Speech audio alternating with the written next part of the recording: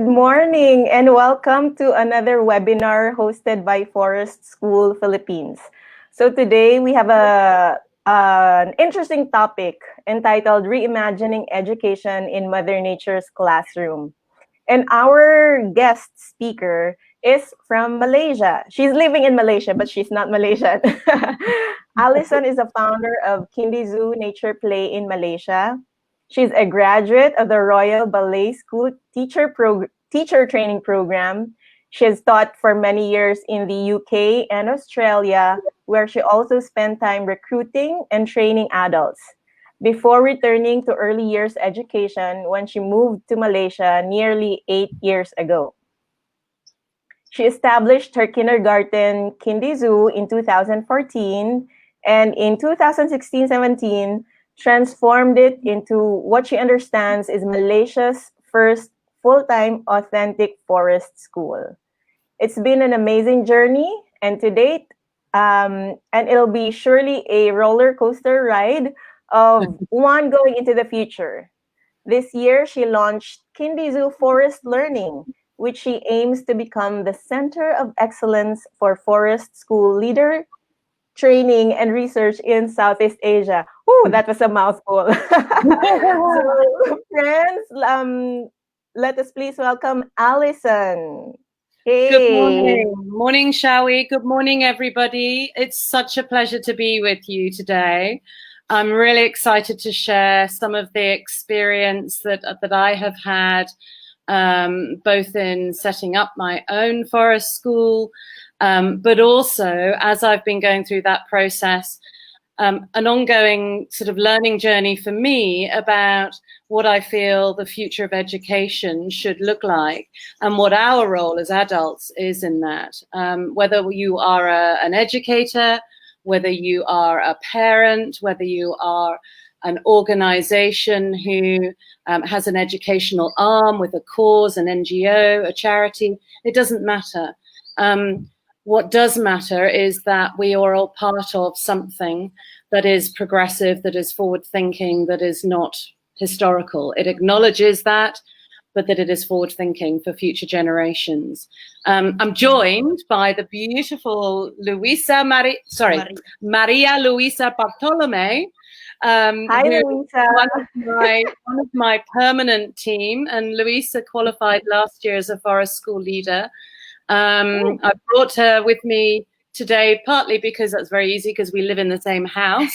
Luisa was looking for a job when she came to Johor as a teacher in one of the international schools, and there weren't any available. And I was lucky enough for her to come and find me just as I was thinking about transitioning our kindergarten to become a forest school. And she's got more qualifications than I do. She's a secondary school PE teacher with more certificates on her wall, like I said, than I do, and a very nurturing individual who now looks after our Nature Explorers program, which is our little learners. So we have two programs at Kindizoo, Nature Explorers, who are the 18-month to 3-year-olds. Basically, if they can walk, they can come, and some of them can't walk when they first come. They're still holding on to 2 fingers with mummy or daddy or grandma. That's currently running on a Friday morning. It's a parent accompany program, but it's about to grow, right? Yes. So what days are we doing now? Monday and Friday. Monday, yeah, we'll go Monday, Wednesday, Friday with that. So there's a desire to do that. And then the Nature Seekers program, which is our 3 to 6-year-olds, who come Monday to Friday every day outside from 8:30 in the morning till 2 o'clock in the afternoon. So we believe we are the sort of first full-time authentic forest school in Malaysia. When I went looking for a team, we couldn't find very many other people who had a forest school leader qualification. I'm privileged to now know those people that did exist, and that there are now more in our community here in Malaysia, because we ran our first forest school leader training here last March, April. We planned on doing that this year, but COVID. And we are now doing that with a new sort of hybrid training program with an online module and a practical skills week, which we'll do here in Malaysia. But obviously people can't fly in and out for that for the time being. So we've been super busy.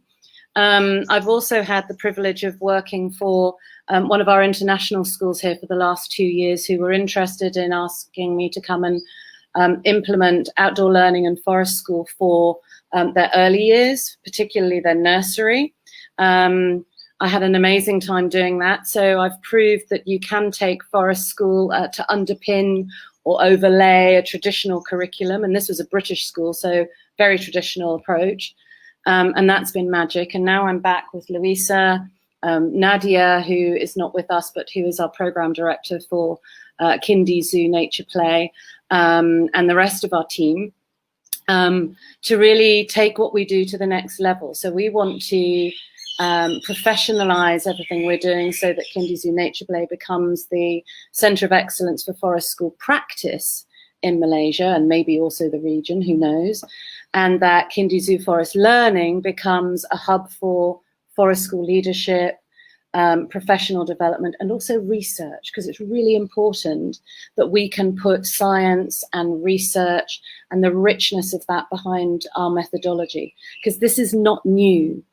It might be new to Malaysia, it might be new to the Philippines, it might be newish to the region, but forest school as a pedagogy has been around since the late 1940s, early 50s, and we can talk more about that later on. But I want to talk about the future. Yeah. Really interesting. During lockdown, one of the gifts that we had, apart from the fact that we had to close up shop and we couldn't go outside with the kids, was actually time to spend looking at what we do. And I've seen some amazing research and articles and thoughts and seminars, and wanted to share a lot of the things that were meaningful to me back with you guys today. So should we jump into the slides, shall we? Yes? Yeah, sure. Does Louisa want to say something before you head on with the presentation? Hi. Tell us about your journey. Yeah. Maybe I will going to translate in Tagalog if you want. But yeah, I will have a really privileged to have met Alison as my mentor for forest school, and I've been teaching in the Philippines for 7 years, and then I came here in Malaysia and seeking for a job, for a teaching job, and then I was blessed enough to have her and meet her and mentoring her with this really amazing forest school. And I'm really, really happy that yahoo, we're going to have forest school in Philippines. So I've been telling this to her, that I hope somebody in the Philippines can make this forest school, because it's really amazing. Not only for the teachers and also for the children, that their future is really, really really happy. So I hope like us, we educator in the Philippines, will open our mind to this setting, because it's really, really good for the children. So yeah, wonderful. It's really it's nice, no, when you're really immersed in forest school, it changes you as a person. It is. And it is. When I did my training, at the end of that, part of the last assignment is writing a reflection on what you've learned and what your experience of your training has been. But even just at the end of the first week intensive training that I did, when we were asked to reflect and make comments about how that week had been, I said it was life-changing. And I'm a kind of practical girl, and I do wear my heart on my sleeve. However, I'm not sort of one of those people that comes up with one-liners like that. And I was like, oh my Lord, I've just said this was life-changing, but it has been. And we'll make a point later in the presentation that if you are part of something that is going to look to the future, that is going to help little people become future change makers on our planet. Every single time we run a session, there's a piece of magic that happens. Every single time there's a connection that happens. And every single time we walk away going, yeah, it rained and there was lightning and the trolley fell over and somebody peed where they shouldn't have done, and maybe this could have been better, but every single time there's a flashbulb moment and we just go, that's why we educate. So it feeds us as educators as much as it feeds the kids. We are co-learners with them, and that's amazing. So we'll dive right in. So let's go ahead. Let me put the presentation. Yeah. All right. I'm just going to see if I can share my screen. Or are you going straight to that? Yeah, you're there. Okay, I'm there. Okay. Oh, bear with me a minute. All right. Can I just check the first slide moves along, shall we, while I'm in here? Got that? Has that? Okay. Let's come back to the front page here. So, reimagining education in Mother Nature's classroom. Didn't you love this picture? This is our original base camp. We live in a gated community in Johor with the most stunning orchard. There's about 15 to 20 different types of fruit tree, and there's a little veggie patch and a spice garden and a couple of beautiful lakes full of lilies, and it backs onto a bit of fringe jungle with some mangrove that sits behind it. And this is where we first laid down, and some of these logs I think might even be originals, our first base camp. So I'm always love having this picture at the beginning of our conversations. It doesn't matter whether you've got a piece of grass that's 2 meters by 4 meters and a couple of sticks, or the space that we're blessed with. You can forest. Before we talk about the future of education in Mother Nature's classroom, I want you all to just close your eyes first of all. Take a deep breath in and think back to your childhood and recall one of your favorite childhood memories. Keep your eyes closed. How old were you? Who were you with? What were you doing? How does it make you feel now? And why do you think you remember it? Just take a minute. Now, open your eyes and give us a heart or a thumbs up or a like or a question or a comment if your memory was based in nature. It's really interesting. I beg your pardon, let's scoot back. Oh, shall we? I've gone too far with my slides. Let me just see if I can get back to the beginning. Forgive me, I'm just going to go back. Oops, slight technical hitch. Oh, it's not allowing me to go back, only forwards. Bear with me.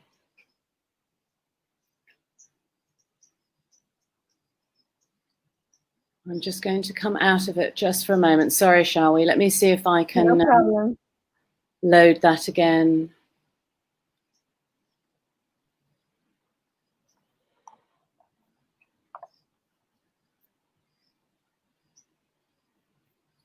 It's coming.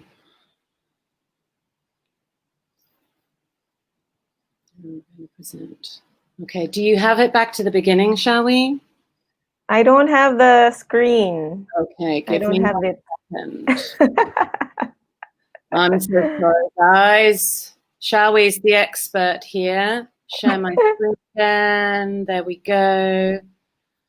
And Chrome tab. There it is. Share. Oh, there. Okay. Mm-hmm. So we just closed our eyes.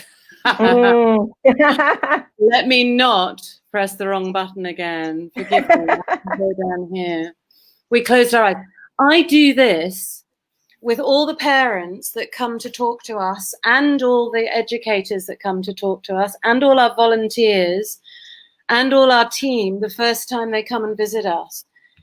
It's a really powerful exercise to do if you're thinking about doing something like this with somebody, because I guarantee you 80% of the people you ask this question to, their memory will be of a time in nature. My memory is of me as a little girl on my uncle's farm, helping during harvesting. I've got people who say, oh, I remember climbing the mango tree in the kampong, and that's where I first met my boyfriend, and we were only 7 years old. And somebody else will remember an amazing experience they had on a holiday at the beach. And somebody else will remember when they were a toddler and their father, who was a farmer, took them out to go and pick cucumbers or chilies or whatever it might be. But a lot of those memories are in nature, and nature has an amazing way of helping us ground ourselves, calm ourselves. And there are so many happy memories many of us have in nature, and yet so many of us are no longer in nature. Not necessarily by choice, just because life has got beyond us. So let me try and get beyond this. This slide I would love to share with you. If you are an educator, you need to familiarize yourself with this. If you are a parent, you need to familiarize yourself with this. This is a slide from the United Nations, who released this year an updated version of their view of what 21st century skills should be for people this century going into next century. And there's 3 streams to it, which are really clear. They've split them into foundation literacies, competencies, and character qualities. And if you look at the foundational literacies, yes, literacy, reading and writing, numeracy, numbers, scientific literacy, technical literacy, financial literacy, and cultural and civic literacy. All of those things are still very important to us. But equally important, and this is what's changed recently, because these things used to be pushed way down the food chain, are the competencies that students today will need to be able to deliver on some of those things in future jobs. They will need critical thinking and problem solving, creativity, enhanced communication style, and collaboration. They will need to maintain curiosity, initiative, persistence, or grit. In Forest School, we call that resilience, adaptability, the opportunity to be, or the ability to be able to risk assess dynamically. And Lord knows a lot of us have had to do that during this pandemic, right? Leadership and social and cultural awareness. My point is, if these are the skills and competencies and the characteristics that the United Nations believes are the future of or need to be the future of our students, to enable us to still have a healthy living planet in the future, to enable us to be able to pivot when pandemics hit us, when a new job comes along, when a change in our circumstances comes along, when an opportunity arises to be a game changer and create something new and meaningful that's going to influence a positive future for the world and for the people living on it, then we need to take notice of this as educators. So what I did was I went back and I looked at Forest School and my religion and the benefits that provides children and the adults and the community that sit around them, because there is a ripple effect from Forest School pedagogy that a lot of people aren't aware of. So let's have a look at the next slide. The benefits of Forest School. It fosters a growth mindset, curiosity, exploration, discovery, collaboration, problem solving, resilience, creativity.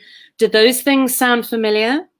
I'm not going to scoot back to the previous slide in case I lose it, but those were some of the key characteristics and competencies that the United Nations was saying we need in students today so that they can become the game-changing leaders of the future.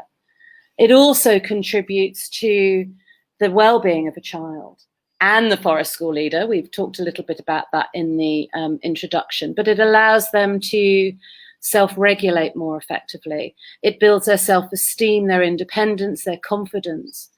It nurtures a physically healthier child, which hopefully means we will live longer. Accelerates our gross and motor skills with the children, and therefore their fine motor development, because one comes before the other. Their immunity, their 7 senses. Yes, there are 7, not just 5. And nature is COVID-free. So it's a great, healthy place to be learning in. It's also experiential, hands-on learning. Mother Nature gifts that to us. We don't always have that in a traditional classroom, but it does allow the children's experience to be memorable, and therefore it directly links back into their learning in the classroom. They remember the time when they turned over a log and found an ant's nest, and the discussion they had when their forest school leader scaffolded their learning around the fact that some ants build their nests underground and some ants don't. And they're the fire ants that build a nest in the leaves. And which trees do we climb? Not the ones with the fire ant nest at the top of them. So there is the ability to overlay or underpin a more traditional curricular learning model by introducing forest school. It also connects the child to the natural world, and that feeds compassion and empathy for protecting our planet. So go back to the United Nations screen again. You can do that when you get the link to this, and have a look at all of those things. As an educator, are you contributing to all of those things in everything you do with your children? As a parent, are you contributing to raising kids that have got access to all of this? Are you setting that mindset for the future? Or are you saying, well, in my day, you had to have a maths degree, you had to have a science degree, you had to have a this. We don't know what future roles are going to exist and what's going to happen on our planet.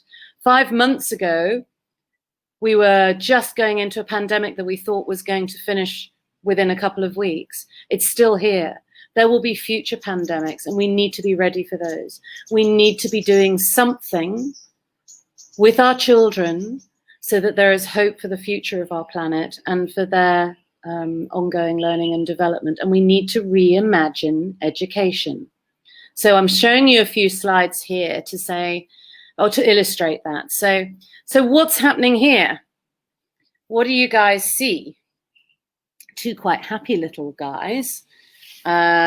Louisa knows them very well. This is Adam and Eric. They are in our Nature Explorers program. They are both 3. Yeah. And this is a pulusan tree. This is our second base camp. And they've climbed up there using their ladder. Now, a traditional educator would probably look at this and go, oh, get down, be careful, oh my gosh. Possibly some of the parents who are listening to this might be thinking the same thing. As a forest school leader, we see something very different. First of all, they're happy. Second of all, let me tell you the story of this picture. One of these 2 climbed this tree for the first time that day. He had not been brave enough to do so, and he'd done it or attempted it a couple of times before. This particular morning, he discovered, and you can see at the bottom of the picture there, a ladder that some of our older kids from one of our holiday camps had made that was lying nearby. And he finally figured out that if he pulled the ladder up to the lower branch of the tree, he could climb up on his own. And the smile on his face and the boost to his morale and his self-esteem and the pride in being able to climb that tree on his own was phenomenal. So not only did he manage to physically get up there, so we were giving him physical gross motor development without helping him, but he had problem solved and found a solution as to how to get into the tree on his own. And he shouted at the top of his head, look, Ali, I did it. All on my own. How many little people do you work with who love to do stuff on their own? It really boosts their self-esteem and their well-being. Then he got stuck.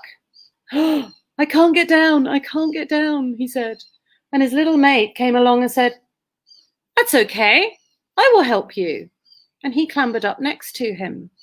And by the time his little friend got up there, the other guy had totally forgotten his fear and started to chat about how brave they were being up there and wasn't it cool. And then they discussed, wouldn't it be nice to build a tree house here?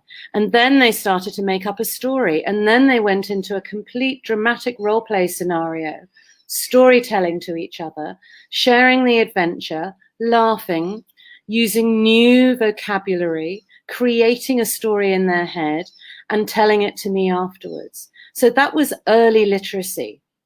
Not only that, but they climbed the tree using their upper body strength. They climbed it using the muscles in their shoulders. And when a child first learns how to climb, they're on the road to becoming a better writer. And I know that sounds completely crazy. And people look at me and go, how is climbing trees a precursor to being a great writer?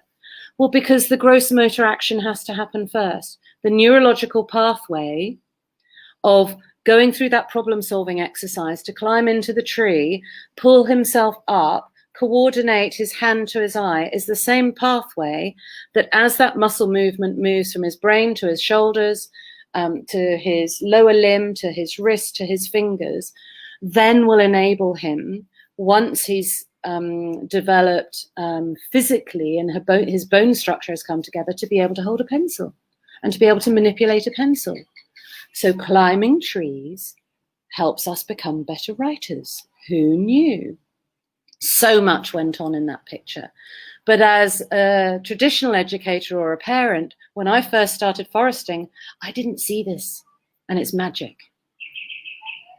I love this one. What's happening here? These two guys did this for 20 minutes. They didn't speak. They occasionally held hands, which was really cute. And they just had their eyes open, occasionally opened them, stared at the clouds, closed them again, and floated.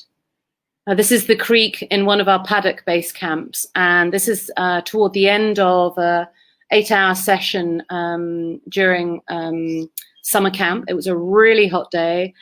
And the boys said, oh, we want to go into the creek and cool down, Ali. And I said, knock yourself out, down you go. This creek is only as high as their boots. So they're actually lying on the bottom of it. They're not floating. And we've risk assessed it so we know it's safe for them. I've taken water samples so we know it's safe for them. And they lay there. And in about sort of 20 minutes after starting this exercise, one of them sat up, the little bloke on the right-hand side, and he looked at me, and I was just sitting back observing, didn't say a word, and he went, you know what? Today was the best day of my life. And they had been incredibly busy that morning trying to build a zip line. They had done all sorts of outdoor activity. And this was his moment just to gather himself, reflect, cool down, calm down, self-regulate.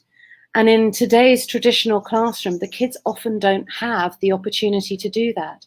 And they are just pushed from one class to the next class, policed from one space to the next space. You must learn, you must learn, you must learn, without sitting and reflecting on what we've done. And reflection is a huge part of forest school, and we don't gift our children with this enough. That was a beautiful day. What about this little girl? We love this picture. Yes. Technically, I probably should have asked her to stop swinging on the branch of the tree because we like to look after our trees in the orchard. But she was having so much fun, and we have so many palm trees that are so healthy. I figured nature could take it. But she was just swinging backwards and forth for, I don't know how long, Louisa. Every time of our forest school started. Take another turn and another turn and another turn. And every time we came back, she is doing something other than potentially dropping off and hurting herself. We never say in forest school, be careful. We always say, keep yourself safe. Can you think what you might need to do to keep yourself safe? She swung and swung and swung. Children are fascinated by doing things upside down. They are fascinated with walking up the slide in the wrong direction to see what that experience is like. They are fascinated with climbing a tree. They are fascinated with rolling down a hill. They are discovering through play and exploration what's going to happen next. It's called risky play. But what she's learning are, well, a number of things in addition to the gross motor skills, keeping fit, understanding the forces of push and pull. So there's a whole science lesson happening here. She's also learning about her 7 senses. We all know about our 5 senses: our sight, our smell, our touch, our hearing, our taste. Thank you, Louisa. There are 2 others. There's proprioception and I'll come back to the other one in a minute. Proprioception, and it begins with a V, and I'll come back to it. But both of them are our innate sense of physical being and balance. And sometimes we need to hang upside down to be able to develop that. It's a really very necessary phase of early childhood. It's the sense of having your eyes closed and still being able to coordinate if you're clapping, or touch your head, or touch another part of your body. Your brain is allowing you to touch those places because you have experienced it, because you have explored it. The other sense is the sense of being upside down and knowing where your head is physically and what you need to do to maintain your balance. And it's absolutely critical to develop these 2 senses. And again, we don't do this in the traditional classroom. Most children might get a couple of PE lessons a week. Most of them may get 15 minutes break time or recess, but they don't necessarily get to hang upside down because we have become too afraid of being liable for an injury for a child, and we make them get down and be careful. We need to let them explore. And she did fall, but she rolled because we showed her how to fall and roll and keep herself safe when she did it. So again, another magic moment. What lesson are we being taught here? This tiny, tiny, tiny little star fruit in the palm of this little boy's hand, still attached to the stem. The medium-sized piece of star fruit that I cut from a medium-sized, I'm giving you big clues here, star fruit, and the very large star fruit at the end here. This is early maths, small, medium, and large. We also explored shape. We also explored taste. We also talked about life cycle. We also talked about why some of the star fruit that we picked up had got big chunks eaten out of them. Who was eating this fruit? Why were they eating this fruit? Where were the people that had been eating the fruit? They weren't people after all, they were the macaque. Also the wild boar that come in early morning and late evening. Also the birds, also other insects. Why were there hundreds and hundreds of ants all over that rotting piece of fruit? We discussed the entire life cycle, but we managed to weave in maths, we managed to weave in numbers, we managed to weave in phonics. I think our letter sound was S, and we talked about snakes.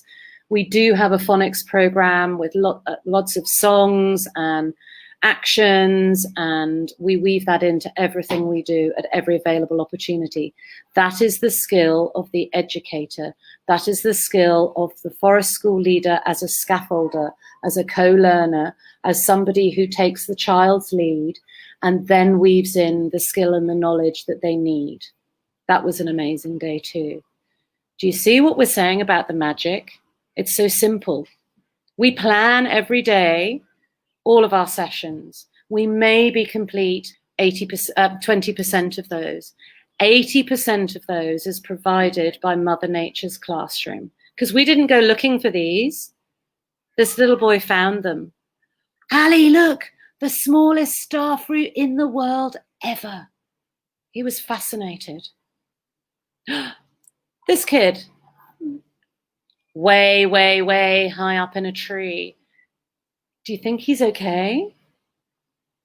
Do you think he looks a bit sad? Does he need our help? Should we do something? Forest school leaders are trained not to interrupt children's play. They have to go through experiencing a movement or an action or an activity, not just once, but several hundred times to be able to learn. There's a scientific fact, and I'd love to share it with you, and I might send it on to you, shall we, afterwards, that states something like it takes 200 repetitions for a child to learn something, but when they are playing, only 20. Now, the gift that Mother Nature gave us this day was, again, this beautiful pulusan tree, and this little guy suddenly disappeared from my line of vision. So I kept my distance. I looked around, I realized I could see him in the trees, and I got up to the next tree and I climbed in the tree next to him. I didn't interrupt him. And we didn't talk for about 10 minutes. And then he asked me a question about something he could see. And we started to have a chat about the sort of perspective he could see from up in the tree, what his friends were doing, what he'd been doing earlier that day. And we entered into a little bit of reflection about what he'd learned. And it was, again, a beautiful moment, but I let him sit there. Some teachers or parents would see him up there and go, "Oh, you're too high, get down, be careful." Some would look at him and think, "Oh, he's all alone. I'll go and talk to him and make sure he feels included and bring him over to the other group and make sure he's got friends." He was perfectly happy. He had taken himself off, sat in the tree, and he was just being. It was his time to reflect. It was his time to just self-regulate. He had actually had an altercation with somebody else, and he actually on his own took himself off, sat in the tree, thought it through, talked to me, came back, resolved the situation, and the individual kid that he had had the altercation with, he and this little guy ended up being best buddies for the rest of our holiday camp. And the collaboration that took place after that, because he'd self-regulated and he'd done it on his own, and nature gifts us with that. So we should make sure that that's part of our practice as well. And then finally here, what is happening? This was day 1 of our summer camp. You can see there's some yellow rope at the bottom there. Whoops, let's go back. You can see there's some yellow rope at the bottom there on the grass. There's a couple of kids climbing up on a tree stump that the yellow rope seems to be tied around. There's a supervisor on the right-hand side there giving advice to people. There's a little girl helping her brother, as it happens, climb up onto the seating stump so that he can climb higher into the tree. And one of their older friends, because all of our sessions are multi-age for a purpose, already up in the tree, and she's tying that yellow high-vis rope into the tree. So they're in a tree, they're putting a rope up there, so what? They decided day 1 of the camp, after they found this huge long rope, that they wanted to make a zip line. They spent 45 minutes figuring out how to get in the tree. "Ali, can you help us? Louisa, if you just come over here and give me a leg up, I can get up." And we said, "No, our backs are a bit sore. Louisa's tired today. We can't lift you. You have to figure it out for yourself. Go on, you can do it. Have a go." Those are often the conversations we have with kids. So they went and figured it out for themselves while we pretended to busy ourselves having sore backs, but observing all the while. It didn't work, this zip line, because if you look at the rope, it's never going to hold up anyone, never mind a 3-year-old or a 30-year-old. It's just thin, high-vis washing line. Nor did they have the skills to be able to tie knots effectively, to be able to secure it. So every time they tried to put their arms over it between the 2 trees they eventually strung it up in, they fell down. But it was a project starter. Think of it as a Kickstarter. It didn't work. We didn't mind. So in forest school, you can make mistakes. In life, you should be allowed to make mistakes. Does our education system allow us to do that? Does it advocate that making mistakes is part of the learning experience, or does it frown on it? Good question to ask yourself. So, take a breath. What if all education was child-led, not curricular? What if all educators scaffolded the kids' learning and saw themselves as co-learners, not as directors, not as telling, not as teaching. Teaching has its place. Scaffolding and being a co-learner is an altogether different approach to educating children. And there's a whole other topic we could discuss on that. What if our natural world was acknowledged as the third teacher? So the kids are the first teacher, we're the second teacher, the environment we place the children in is the third teacher. What if some of all of our learning was then taken outside? What if all curriculums were emergent? And by that I mean, yes, look to the traditional curriculums for the different topics, for some of the literacy skills, some of the number skills, some of the scientific skills that we need. But let's look at back to the United Nations competencies and characteristics that we looked on that earlier slide, back to the benefits of forest school. What if we could gift all kids in education all of those things as well? Not just based on what a regulatory government body needs, but randomly, wait for it, based on what the child you are teaching needs. What if all kids were nature connected and not in nature deficit? There are children who come to our forest school from their air-conditioned house, in their air-conditioned car, to their air-conditioned school, to their air-conditioned extracurricular activity. And they go to their air-conditioned house, to their air-conditioned bedroom, and they never stand on grass. They never get squelchy mud come up through their toes or get water in their boots and schlop home. They never get to climb a tree. One child recently who joined us wouldn't walk on the grass because she thought the grass was cutting her. A child who joined us right at the very beginning would not put her hand on the bark of a tree in case an ant bit her. She didn't know that she could do that safely until we had the opportunity to work with her. There are children who have addiction to technology. They go into full-blown panic attack because they have never been away from a device in their life. What if that wasn't the case?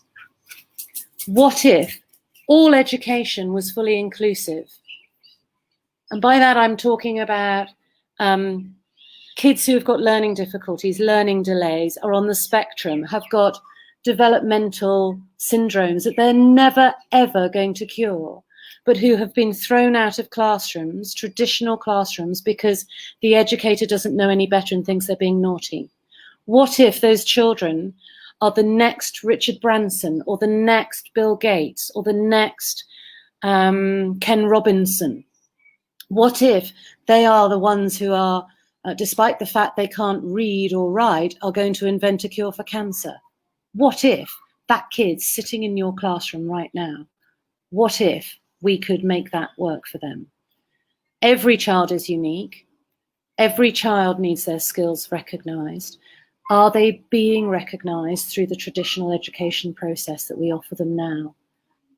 What if every educator got as much out of their teaching as their kids did, like we do? What if the future of our planet was in safe hands? What if? My personal view, and a lot of forest school practitioners that engage in child-led pedagogies, are the ones like Reggio Emilia, Steiner, Montessori, Green School Bali educators. What if we didn't exist? We believe that kids are born game changers. They are born capable. They start life the day they're born already recognizing their mother's voice. Then they recognize her face. Then they lift their head. Then they see in color. Then they roll. Then they push themselves up. Then they sit. Then they stand. Then they walk. Then they talk. Then they have an opinion. And they do all that in the first 12 months of their life. And when they're 3, we put them in a classroom and we tell them to sit on the mat and we will teach them. That's crazy. They are born capable, creative, and curious. But our traditional schooling system can shut that down. Schooling is only a short part of our life experience. Education starts the day we are born and it stops the day we die. And our schooling does not necessarily currently educate us in the things that we need to know about surviving in our world. We leave education and then we learn all that all over again to prepare ourselves for adulthood. But imagine if we were already prepared for that. Imagine if our education system, our schooling system could do that. Imagine that nobody had ever put limits to what was possible next. The late, great Ken Robinson, who I know Shall We is a big fan of, and if you are not, please, please, please familiarize yourself with this gentleman. The most incredible educator, the most incredible futurist, the most incredible advocate for child-led education, the most incredible advocate for reimagining how we educate our children, who very sadly passed away during our lockdown. He thought so too, and I'm going to attempt to click on the link here, being a little technically challenged, to an excerpt from a TED talk that he did about education and how it has the potential to not kill creativity in children. Please watch this and think then about, how do I do that with the kids that I scaffold, the kids that I teach, the kids that I am parent of? Let's see if I can make this work. Whoops. Let's just pop back to it. Okay. Wait 1 minute. I'm just going to open that up. I'll pop it back to the beginning. Forgive me for being in Facebook. I cannot make this work otherwise, but please listen. My contention is all kids have tremendous talents and we squander them pretty ruthlessly. I had a great story recently, I love telling it, of a little girl who was in a drawing lesson. She was 6 and she was at the back drawing, and the teacher said this little girl hardly ever paid attention, and in this drawing lesson she did. And the teacher was fascinated. She went over to her and she said, "What are you drawing?" And the girl said, "I'm drawing a picture of God." And the teacher said, "But nobody knows what God looks like." And the girl said, "They will in a minute." Kids will take a chance. If they don't know, they'll have a go. Am I right? They're not frightened of being wrong. Now, I don't mean to say that being wrong is the same thing as being creative. What we do know is, if you're not prepared to be wrong, you'll never come up with anything original. If you're not prepared to be wrong. And by the time they get to be adults, most kids have lost that capacity. They have become frightened of being wrong. And we run our companies this, by the way. We stigmatize mistakes. And we're now running national education systems where mistakes are the worst thing you can make. And the result is that we are educating people out of their creative capacities. If you think of it, the whole system of public education around the world is a protracted process of university entrance. And the consequence is that many highly talented, brilliant, creative people think they're not, because the thing they were good at school wasn't valued or was actually stigmatized. And I think we can't afford to go on that way. Picasso once said this. He said that all children are born artists. The problem is to remain an artist as we grow up. I believe this passionately, that we don't grow into creativity, we grow out of it. Or rather, we get educated out of it. We have to be careful now that we use this gift wisely, and the only way we'll do it is by seeing our creative capacities for the richness they are, and seeing our children for the hope that they are. And our task is to educate their whole being so they can face this future. By the way, we may not see this future, but they will. And our job is to help them make something of it. Okay. Let me see if I can come back to you. What are our 4 key elements? The first one, everyone, what is it? Oh, beg your pardon. Let me get rid of that. Nice. Okay, so he is was an amazing gentleman. I was incredibly sad when he passed away, but please do spend time looking at some of his work. He challenges us to think differently.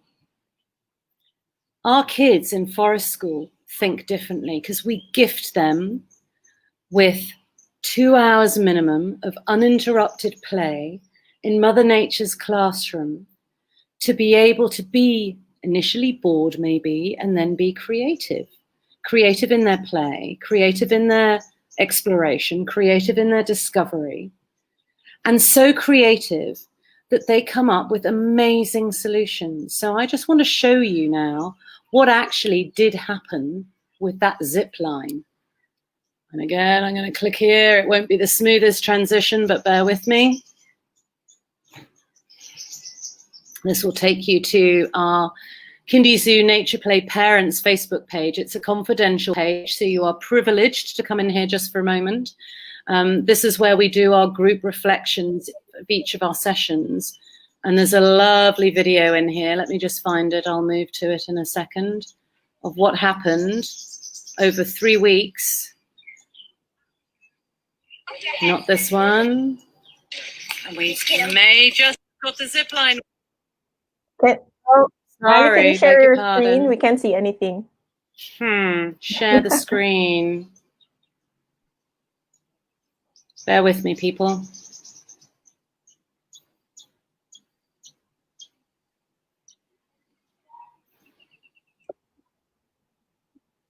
I love your background. Have I got music, by background the way. music?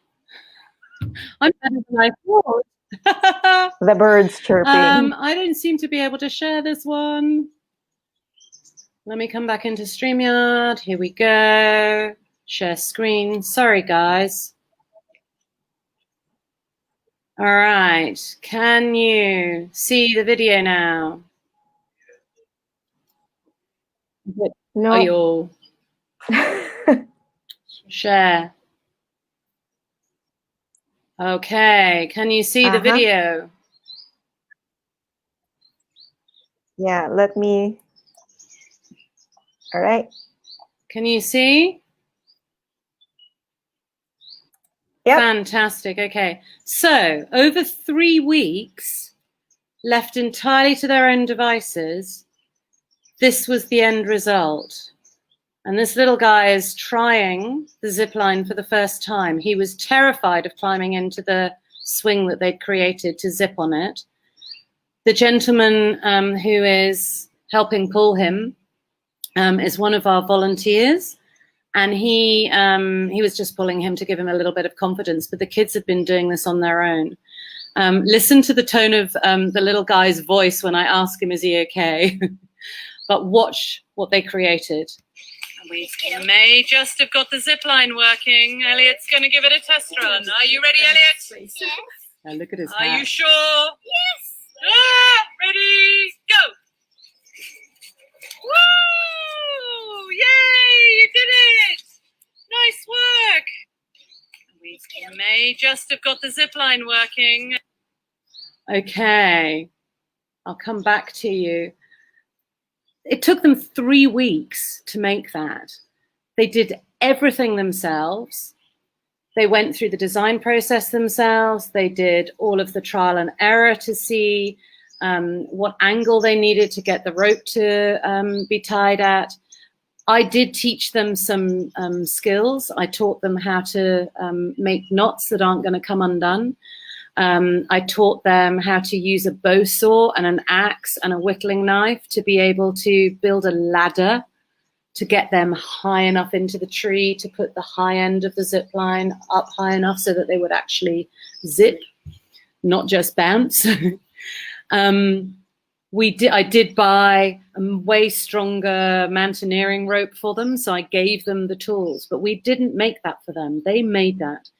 They spent probably 10 days trying to decide what device they needed to get from one end of the zip line to the other. They started using their hands, but they realized that that would burn them.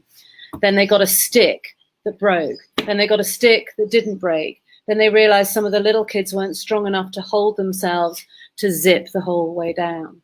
So hours of this, day in, day out. Kids came the next morning. What do you want to do at forest school today?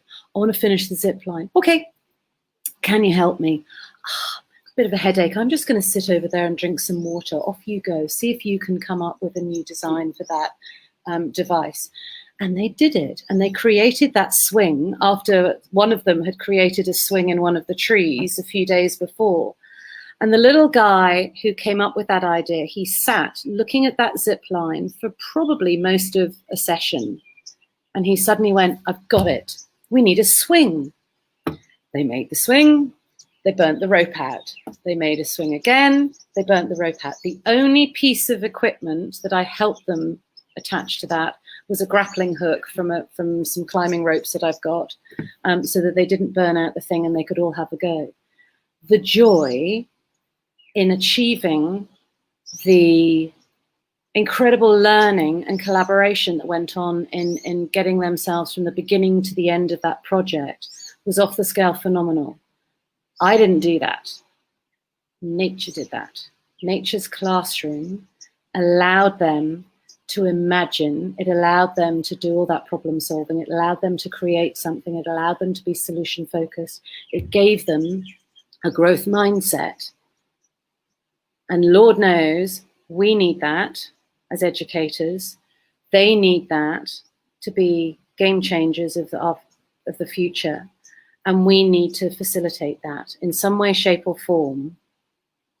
So Ken Robinson said, if you don't have a go and you're afraid of making a mistake, you're never going to come up with anything original. What we do is not new. This started way back in the 1950s. It's new to this part of the world. So we can be pioneers. We can introduce this idea. We can link it really well in this part of the world into the cultural heritage of where we live, the diversity of where we live. We can make it accessible to everybody. Education is still not accessible to everybody in this part of the world, in our region. We can do that. And the Forest School approach is simple. It's not expensive. Mother Nature provides 80% of what we need. We just need to be brave enough and courageous enough to have a go, the same way we ask the kids to have a go. And then those amazing moments happen. And I'm conscious that we've gone an hour with this and we haven't even had any conversation, but I think we can keep going, shall we? Just for 2 more minutes? Because I have a really powerful story to share. Do you remember the little boy who came to us with autism, who was a select mute? He is 6 years old, and his mother was at the end of her tether. She had no clue what she was going to do in terms of educating her son, because he had been thrown out of every local kindergarten. He was extremely autistic. He was mute. There was no visual contact, no engagement with him at all. His executive functioning was limited. He had no sense of consequence. So in Forest School, you climb a tree, we talk to the kids about how do you keep yourself safe doing that? And even a 3-year-old will know that they have to bend their knees and jump to try and protect themselves, even if they fall. He had no sense of that. So we had a big tree log lying on the ground, a big old rain tree. He'd seen a couple of the others jump up on it, walk to the end, balance, and then jump and say, 1, 2, 3, fly. And he wanted to do this. So his mother was exhausted from running everywhere with him. And I said, I'll help him. And I gave him 1 finger so he could climb up, because his balance was not great either. And he made it to the end of the tree. And I suddenly realized he was still walking. He wasn't preparing himself to jump at all. And he was going to step off and he was just going to face plant and injure himself. So fortunately, I was spotting him. I was close enough to come in, and I took him and I flew him round and I said, 1, 2, 3, fly. And he threw his head back and laughed. And he went, And he made a noise and he pulled me. He didn't speak to me, but he was communicating with me. And he didn't communicate, remember? And he pulled me back to the beginning of the log, and he took my hand and he took my, and he gripped on tight, and he walked to the end, and he looked me in the eye and he said, 1, 2, 3, fly. And I flew him off the end, and his mother just went, tears. I had happy tears. He looked at us like we were crazy. All the other kids did too. It was the first time he'd made an effort to speak a word, never mind a sentence, in 4 years. We've got the power to do that. Imagine his future now. And I'm going to leave you with that thought. Oh, I've gone all goosebumpy. Me too. What a way to end. Yeah, Luisa? Yes. You feel it, right? Look, I hope that some of that has helped stimulate just some thinking. I'm not an expert. I've got some experience under my belt. If there's anything you guys think I may have had experience of, I have knowledge of, if there's things that I am trying to do with Forest School, because our greater purpose with Kindizoo Nature Play and Kindizoo Forest Learning is not just simply to run a forest kindergarten. It's not simply just to qualify and train forest school educators. My greater purpose for this is to bring forest school into the mainstream in Malaysia, Southeast Asia, and beyond. And if collectively we can work together and collaborate to do that, think what difference we could make to many of the different social, economic issues we have in the region, the pandemic challenges we have in the region, the future of conservation in the region, and the future of our kids and the relationship that they're going to have with our planet. And the legacy that we can leave behind as educators, as parents, as conservationists, and I guess futurists. We can do this together. So if you think I can help with that, let me know. Put questions up. You can put questions here later. I'm sure we can run future sessions on things that people have gone, hang on a minute, what about that? Really happy to even turn this into a series if that helps you guys, because I know you're still sort of at the very early stages where we were sort of a few years ago. It's really doable. If you've got questions about how did you do that and what about snakes and stuff like that, practical stuff we can help you with too, right? Yep. So hang on. There's a viewer who just sent a comment. So it's from May. She says, "Amazing story. Thank you for sharing." Thank you, May. That's really and lovely. I guess, are there others joining us live? If you have any questions, please comment them now. Otherwise, the replay will be on the page. And if you have, or when you watch this video at a later time and you have questions, please feel free to just comment them, and Ali will be happy to answer it, right? Delighted. Shall we, do you have any questions about any of the things we talked about? I know this is all very close to your heart already. It is. And, all the stuff that you mentioned just resonated. And, how our approach to learning is totally different than what we are used to traditionally. Like first, one of those things is just giving time for reflection. Because like what you said, we try to bombard kids nowadays with activities, a lot of things just to keep them busy. But sometimes they just need also the time to step back, reflect on all the things that they've been receiving. Absolutely. They need to do that. We need to do that as educators. We need to have the opportunity to observe them and recognize what we're actually seeing. Because often what we're seeing is not what we think. On the face of it, sometimes parents come to your sessions and they see their child sitting in a muddy puddle and they're like, whoa. They just see a big muddy mess. What we see is the sensory development that's taking place. We see the experimentation. We see the child realizing that when they put their finger in the mud and they stir it up, some cloud appears and they can't see their feet anymore at the bottom of it. What is that? How does that work? That's early science.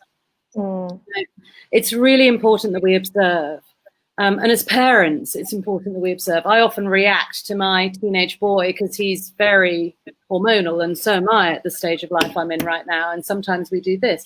I need to step back sometimes and go, okay, what's going on here? Really important. Yeah. It's really important that then we weave that into our next piece of work with the kids, whether you're in a traditional classroom or whether you have the privilege we do of being in a forest school. But it's also really important that we share that with the parents. Forest school ethos, there's this ripple effect beyond what we do with the child back to the family and further into the community. And that's, again, another whole subject that I could talk about. We have to have a positive impact into families. And so often in our reflections, we will write them in such a way that we expose what we see in that writing to the parents. So the Facebook group, which is confidential to parents only for our kids, when we write our reflections in there, we might talk about developing their fine motor skills, so-and-so did X, Y, Z. So we position it so that the parents can see, oh my gosh, yes, they're learning their numbers. They're storytelling.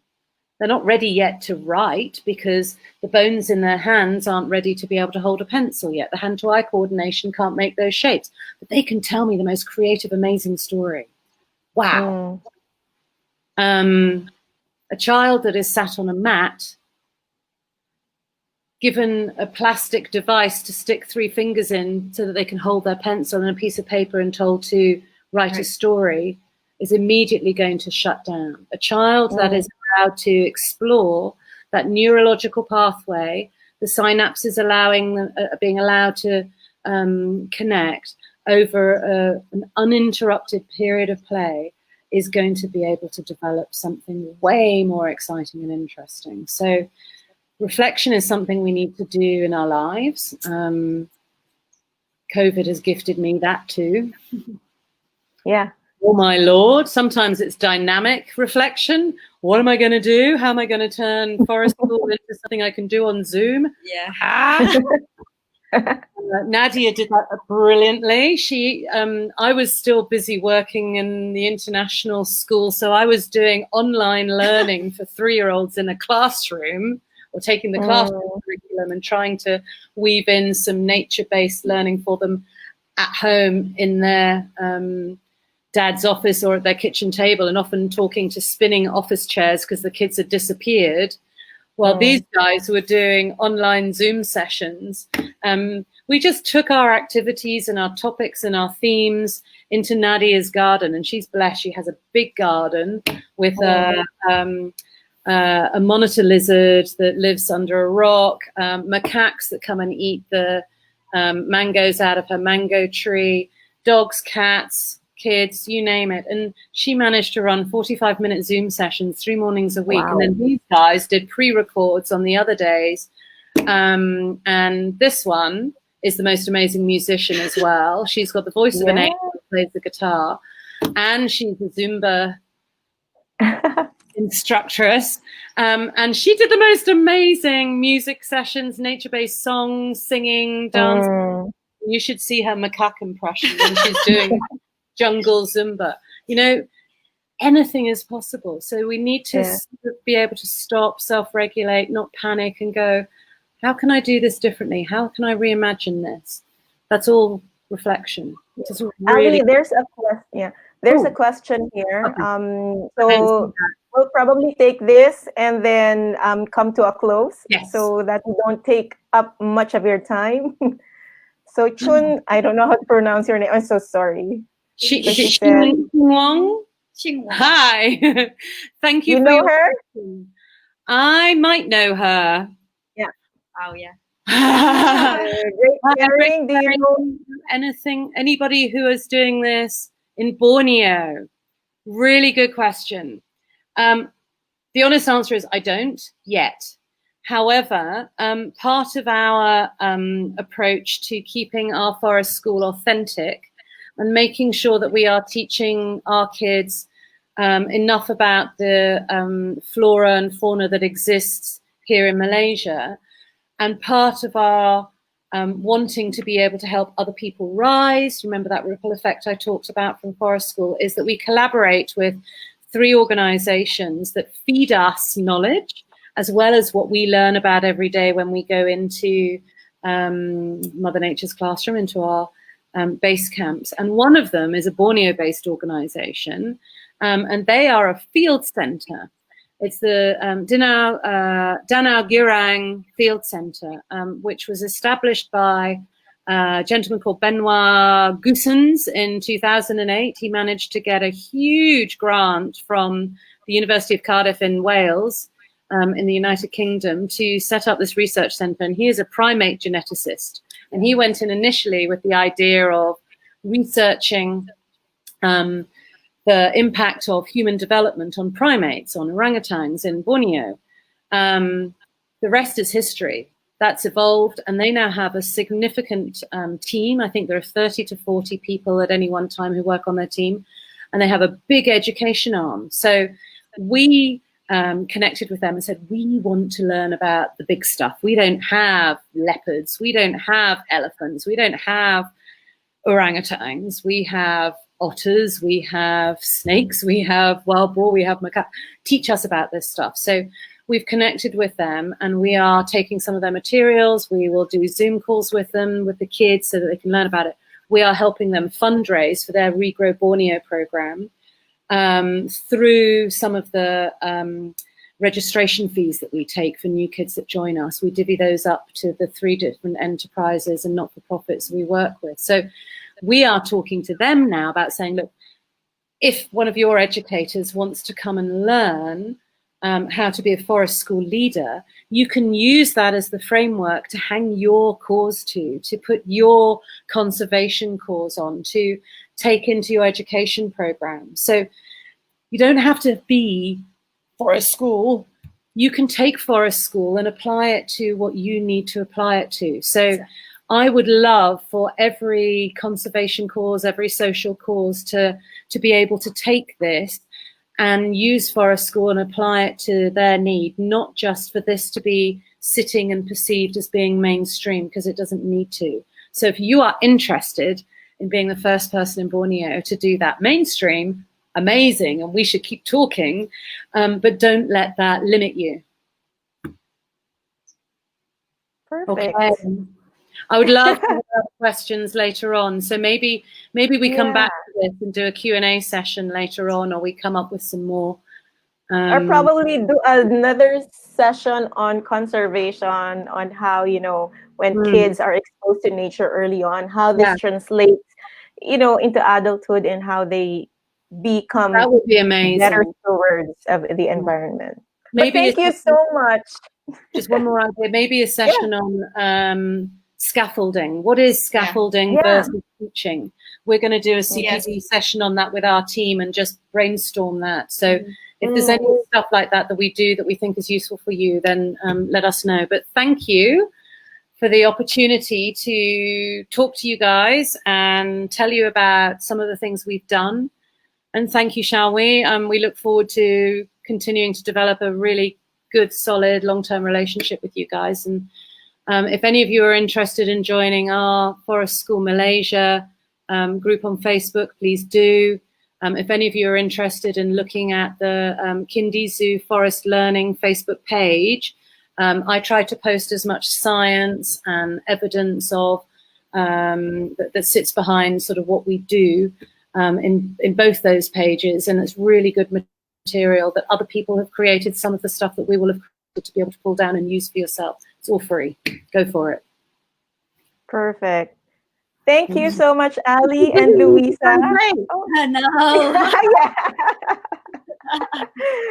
Thank you for being our guests today. And so probably to those who are watching this replay again, if you have any questions, clarifications, please do not hesitate to comment down below, and then we'd be happy to answer them for you. Thank you so much, and we'll hope to see you again next time. Bye-bye. Thank you so much. God bless. Bye-bye.